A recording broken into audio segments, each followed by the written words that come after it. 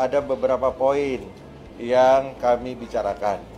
Yang pertama adalah tuntutan dari pihak pesantren Lirboyo agar pihak-pihak yang bertanggung jawab terhadap penayangan ini itu diberi sanksi yang tegas.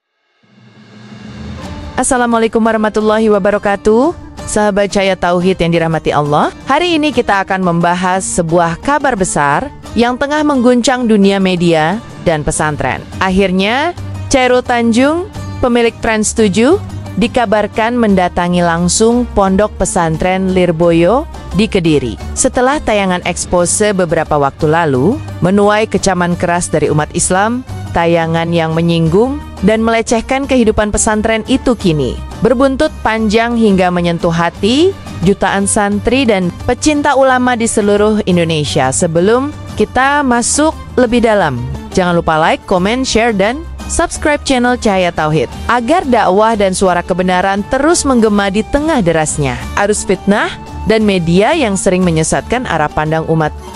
Trans 7 beberapa waktu lalu menjadi pemicu badai besar di tengah masyarakat Islam, bukan hanya karena menampilkan pesantren secara tidak proporsional, tapi karena narasinya memojokkan kehidupan santri, menyinggung adab terhadap guru, dan memutarbalikkan makna kehormatan terhadap ulama menjadi bentuk feodalisme. Dalam tayangan itu, pesantren Lirboyo disebut secara eksplisit, bahkan disertai framing yang dianggap melecehkan K.H. Anwar Mansur, pengasuh sekaligus ulama besar yang dihormati. Masyarakat tidak tinggal diam. Dari berbagai daerah, seruan boikot Trans 7 menggema. Para alumni pesantren, tokoh NU, dan berbagai organisasi Islam menyuarakan protes. Bahkan Komisi Penyiaran Indonesia (KPI) turun tangan menghentikan sementara program expose karena dianggap tidak memenuhi etika penyiaran dan mengandung unsur provokatif terhadap umat Islam. Namun yang menarik adalah, di balik semua itu, muncul desakan agar pihak pemilik media, bukan sekadar redaksi, turun langsung meminta maaf. Banyak pihak menilai bahwa tanggung jawab moral tidak cukup hanya dengan permintaan maaf formal. Ia harus hadir, melihat dan meminta maaf secara langsung kepada ulama yang telah disakiti hatinya. Dan disinilah cerita berubah. Setelah gelombang tekanan sosial dan politik yang terus membesar, Chairul Tanjung akhirnya dikabarkan datang langsung ke pondok pesantren Lirboyo. Kunjungan Chairul Tanjung ke Lirboyo bukan kunjungan biasa. Banyak kalangan menganggap ini sebagai bentuk pengakuan bahwa media besar sekalipun tidak bisa bertindak semena-mena terhadap simbol dan lembaga keagamaan yang menjadi benteng moral bangsa. Dalam pertemuan itu, dikabarkan ia menyampaikan permintaan maaf langsung kepada Kiai Haji Anwar Mansur dan keluarga besar pesantren atas tayangan yang menyinggung. Namun, reaksi publik tetap beragam. Sebagian masyarakat menyambut positif langkah tersebut sebagai bentuk tanggung jawab moral. Tapi sebagian lainnya menilai langkah ini terlambat dan dilakukan karena tekanan publik yang luar biasa besar, bukan karena kesadaran penuh. Mereka menganggap jika umat tidak bersuara, mungkin permintaan maaf itu tidak akan pernah terjadi dalam pertemuan tersebut. Sumber internal pesantren menyebutkan bahwa pembicaraan berlangsung hangat, namun penuh kehati-hatian. Kiai Haji Anwar Mansur menasihati Chairul Tanjung agar media selalu menjadi sarana kebaikan, bukan alat untuk menghina lembaga yang telah menjadi benteng akidah umat selama berabad-abad. Pesan itu sederhana, namun dalam media harus kembali pada nilai amanah dan adab bagi umat Islam. Kejadian ini menjadi pelajaran penting bahwa kekuatan suara umat yang bersatu bisa mengguncang bahkan menundukkan kekuasaan media besar sekalipun. Dalam pertemuan tersebut, Kiai Haji Anwar Mansur menegaskan pentingnya menjaga kehormatan pesantren dan ulama. Ia menjelaskan bahwa pesantren bukan tempat keterbelakangan, melainkan pusat peradaban dan sumber lahirnya ulama besar yang menyelamatkan negeri dari kebodohan dan penjajahan. Chairul Tanjung, menurut laporan, mengakui bahwa kesalahan telah terjadi di bawah tanggung jawab tim produksi dan berjanji untuk memperbaiki sistem pengawasan editorial.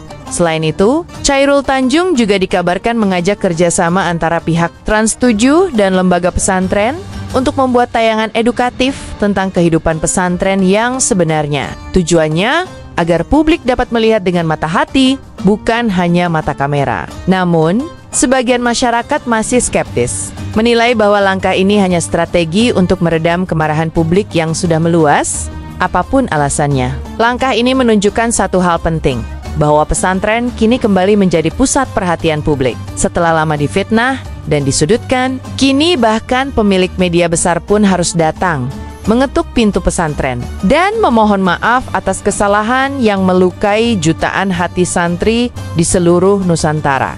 Dan dari sinilah, narasi dari fitnah menjadi introspeksi, dari penghinaan menjadi pelajaran berharga bagi dunia media.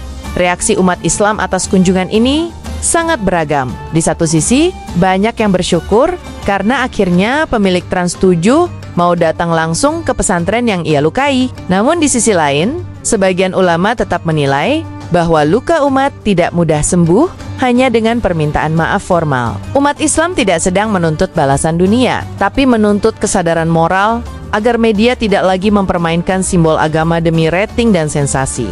Para kiai di berbagai daerah menegaskan bahwa pesantren bukan tempat eksklusif, tapi benteng moral bangsa. Jika pesantren dilecehkan, sama artinya dengan mencabut akar nilai-nilai Islam yang telah mengakar di bumi Indonesia selama berabad-abad. Mereka menyerukan agar umat tidak mudah terpecah belah oleh isu yang mengadu domba antara ulama, habib, dan masyarakat santri. Kunjungan Chairul Tanjung pun menjadi momen refleksi. Umat belajar bahwa kekuatan media memang besar, tapi doa para ulama jauh lebih besar. Doa mereka menjadi tameng yang menjaga negeri ini dari kehancuran moral dan adab ketika ulama tersakiti. Seluruh umat ikut bergetar. Dan dari peristiwa ini muncul harapan bahwa media mulai memahami betapa pentingnya menjaga sensitivitas terhadap simbol dan lembaga keagamaan. Di balik langkah Chairul Tanjung mendatangi pesantren Lirboyo, banyak analis menilai bahwa tekanan politik dan sosial memiliki peran besar. Di dunia modern ini, kekuatan opini publik sudah tidak bisa diremehkan. Tayangan expose yang dianggap melecehkan pesantren telah menciptakan gelombang besar di media sosial yang menembus ruang-ruang politik, pemerintahan, hingga ruang redaksi media besar. Umat Islam dari berbagai kalangan bersuara serentak, mengutuk keras tindakan Trans 7 yang dianggap mencoreng nama lembaga suci pendidikan Islam dari mahasiswa, alumni pesantren, hingga tokoh masyarakat. Semuanya bersuara, dan suara itu bergema kuat hingga mencapai pusat kekuasaan. Banyak pihak mulai khawatir bahwa jika situasi ini dibiarkan, bisa terjadi boykot besar-besaran terhadap seluruh jaringan media yang berada di bawah naungan City Corp. Dari sinilah muncul kabar bahwa tekanan dari berbagai elemen umat, organisasi Islam besar, dan bahkan tokoh politik Islam ikut mendorong langkah rekonsiliasi tersebut. Chairul Tanjung menyadari jika tidak segera mengambil langkah, gelombang kemarahan ini bisa merusak kredibilitas dan kepercayaan publik terhadap medianya yang telah dibangun bertahun-tahun. Namun, di balik tekanan politik itu, ada sesuatu yang jauh lebih besar, tekanan moral dan spiritual. Ratusan ulama turun mendoakan agar Allah menegur orang-orang yang mempermainkan kehormatan ulama dan santri. Banyak kalangan menyebut bahwa inilah yang membuat hati Chairul Tanjung akhirnya luluh dan memutuskan datang ke Lirboyo. Dalam budaya pesantren, doa para kiai lebih tajam dari pedang, lebih kuat dari kekuasaan dunia. Dan mungkin langkah itu terjadi bukan semata karena tekanan politik, tapi karena Allah sendiri yang menundukkan hatinya untuk mendatangi para walinya. Peristiwa ini menjadi bukti nyata bahwa ketika umat Islam bersatu dalam doa dan suara, bahkan penguasa media besar sekalipun akan bergetar dan menyadari kesalahannya. Tidak ada kekuatan yang bisa melawan kekuatan doa. Orang-orang yang teraniaya, salah satu hal yang memantik perdebatan besar di kalangan umat adalah munculnya isu bahwa tayangan expose tersebut disusupi oleh kelompok berpaham Wahabi yang selama ini dikenal keras terhadap ajaran Ahlus Sunnah wal Jamaah. Tayangan itu seolah memiliki misi tersembunyi untuk menggiring opini publik agar melihat pesantren tradisional sebagai lembaga yang kolot, tidak modern, dan bahkan fanatik. Narasi seperti ini bukan hal baru. Kelompok yang berseberangan dengan tradisi pesantren seringkali berusaha mendiskreditkan simbol-simbol keulamaan, menghapus tradisi tahlil, manakib, ziarah, dan adab terhadap guru dengan alasan bidah. masyarakat Islam. Indonesia yang mayoritas Ahlus Sunnah wal Jamaah tentu merasa terhina. Mereka melihat ada upaya sistematis untuk memutarbalikkan wajah Islam yang ramah menjadi Islam yang keras dan kering dari adab. Banyak pengamat menilai bahwa tayangan seperti Expose itu adalah bagian dari strategi panjang untuk menggeser pandangan generasi muda dari pesantren dan mengaburkan peran ulama. Karena itu, umat pun mulai waspada. Tidak hanya terhadap isi berita, tapi terhadap siapa yang menyusun narasinya. Kiai Haji Anwar Mansyur sendiri dalam pertemuannya dikabarkan menyinggung pentingnya menjaga kemurnian ajaran Islam dan tidak membiarkan infiltrasi ideologi asing yang bisa merusak tatanan masyarakat Indonesia yang berpegang pada nilai tawasud, tawazun, dan tasamuh. Ia menegaskan bahwa pesantren adalah benteng terakhir bagi tegaknya akidah umat dan tidak boleh diganggu dengan propaganda yang membingungkan masyarakat awam. Mungkin inilah pesan tersirat yang paling kuat dari pertemuan itu, bahwa bukan hanya soal maaf dan tayangan, tetapi juga peringatan keras agar media tidak dijadikan alat oleh kelompok-kelompok yang ingin menggoyang pondasi akidah umat Islam Indonesia. Pesantren bukan hanya tempat belajar kitab kuning, tapi pusat pendidikan akhlak dan adab yang sudah ada jauh sebelum Republik ini berdiri. Dari abad ke-9 Masehi, pesantren pertama seperti Kala di Aceh sudah melahirkan ulama besar yang membawa ilmu dan cahaya Islam ke seluruh Nusantara. Mereka bukan hanya guru, tapi pembimbing ruhani yang menanamkan nilai kasih sayang, kesederhanaan, dan ketundukan kepada Allah. Dari pesantren lahirlah tokoh-tokoh pejuang bangsa, dari Pangeran Diponegoro, Kiai Haji Hashim Asy'ari, Kiai Ahmad Dahlan, hingga Kiai Haji Wahid Hashim yang memperjuangkan kemerdekaan dengan ilmu dan iman. Pesantren adalah lembaga yang membangun jiwa bangsa sebelum bangsa itu terbentuk. Ia tidak sekadar tempat menuntut ilmu, tetapi ladang pembentukan karakter yang menumbuhkan cinta tanah air karena cinta kepada Allah. Maka ketika media seperti Trans7 menayangkan konten yang menghina pesantren, umat merasa bukan hanya pesantrennya yang diserang, tapi sejarah dan jati diri bangsa ini yang diinjak. Karena dari pesantrenlah lahir adab, dan dari adab itulah lahir kemerdekaan. Tidak ada republik tanpa ulama, dan tidak ada ulama tanpa pesantren. Kini, setelah Chairul Tanjung datang langsung ke Lirboyo, pesan ini menjadi terang. Pesantren bukan objek untuk difitnah, tapi subjek sejarah yang harus dihormati. Adab terhadap ulama bukan feodalisme, tapi bagian dari iman. Kunjungan Chairul Tanjung disambut dengan hati-hati oleh para kiai dan alumni pesantren di berbagai daerah. Banyak yang menilai langkah tersebut sebagai isyarat bahwa kekuatan moral ulama masih hidup dan berpengaruh. Dari Lirboyo, Langitan, Ploso, Tebu Ireng hingga Sarang, para kiai memberikan tanggapan bijak. Mereka tidak menuntut balasan, tetapi meminta agar kejadian ini menjadi pelajaran besar bagi seluruh insan media di berbagai grup alumni dan komunitas santri. Seruan untuk maaf, namun tetap waspada menjadi tema utama. Mereka menyadari, maaf memang wajib, tapi kewaspadaan juga penting agar peristiwa seperti ini tidak terulang. Umat diajak untuk lebih cerdas menyaring informasi, tidak menelan mentah-mentah. Framing media yang seringkali dipengaruhi kepentingan tertentu, para santri juga menyampaikan pesan melalui media sosial bahwa mereka tidak anti kritik, tapi menolak pelecehan terhadap simbol agama. Kritik boleh, tapi dengan adab. Karena tanpa adab, ilmu akan menjadi fitnah. Dan tanpa penghormatan kepada ulama, bangsa ini akan kehilangan arah.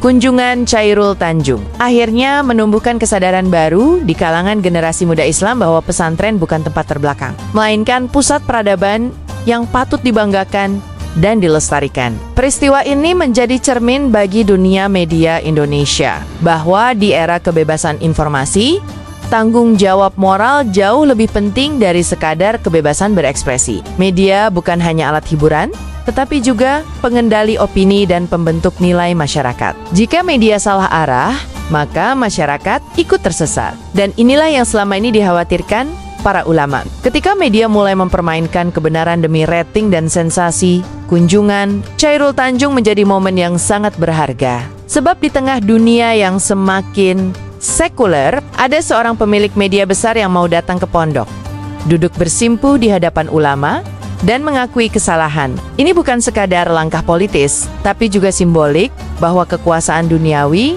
tetap tunduk pada kekuasaan ilmu dan doa.